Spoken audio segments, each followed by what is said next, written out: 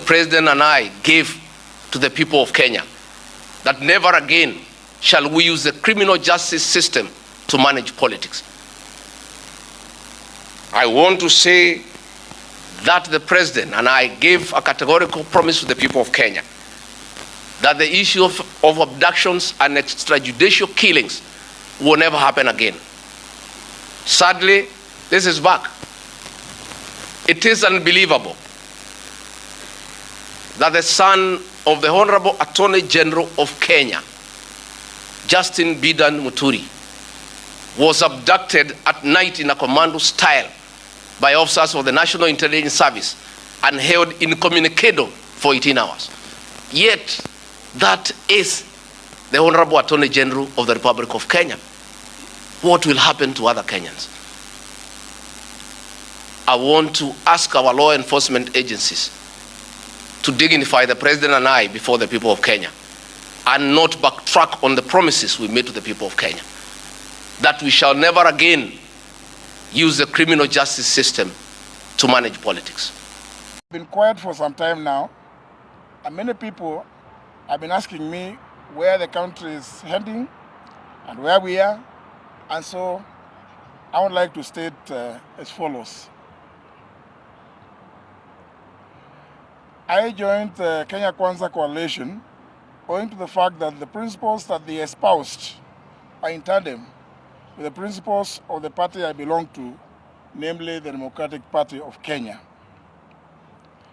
Many friends and political colleagues at the time warned me against joining the coalition, but at a personal level, I was persuaded that will be driven by the ideals and the values that the coalition stated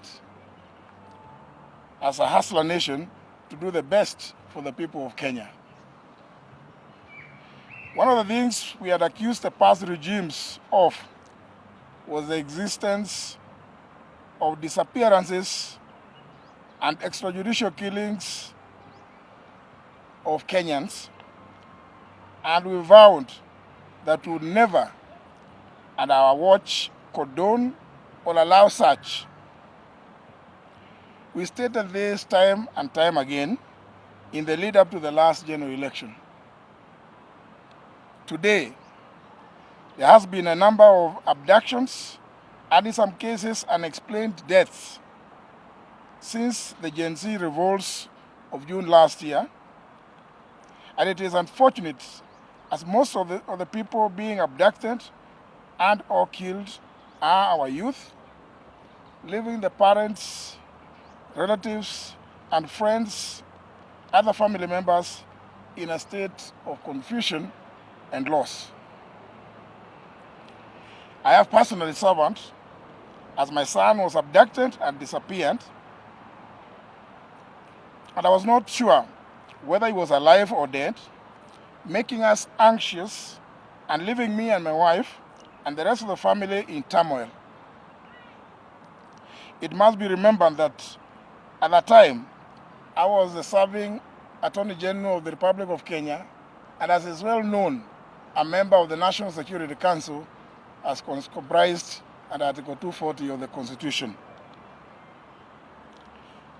Despite making several requests, I was unable to trace my son and made demands to all the levels of the security apparatus of the country. Now, more than 6 months later, after that ordeal and the release of my son by unknown forces, he has not been charged with any offense, and the government at all levels has not been able to give me any explanation or reasons as to his abduction by hooded armed gangsters. Ladies and gentlemen, I have taken this unusual,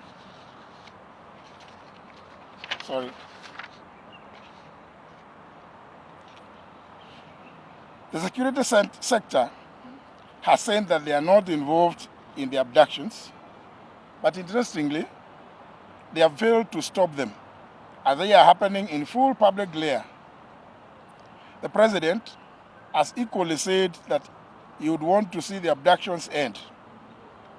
Kenyans want to know how many of our youths have been taken in since the abduction started, how many have been released, how many are still being held, and where it is that they are being held. On Friday last week, to wit the 3rd of January, at a funeral in Embu, I stated categorically that it was not possible for the government to say that it did not know anything about the abductions, because that amounts to shunning its responsibility on accountability. That is why I took the issue with a statement made by the Inspector General of Police that he did not know where the abductees are. In my view, the government cannot be excused for abdicating its duty of protecting the lives and property of the people of Kenya. I note that after my statement in Embu on Friday last week, a number of the youths that had been abducted and held in Communicado have been released.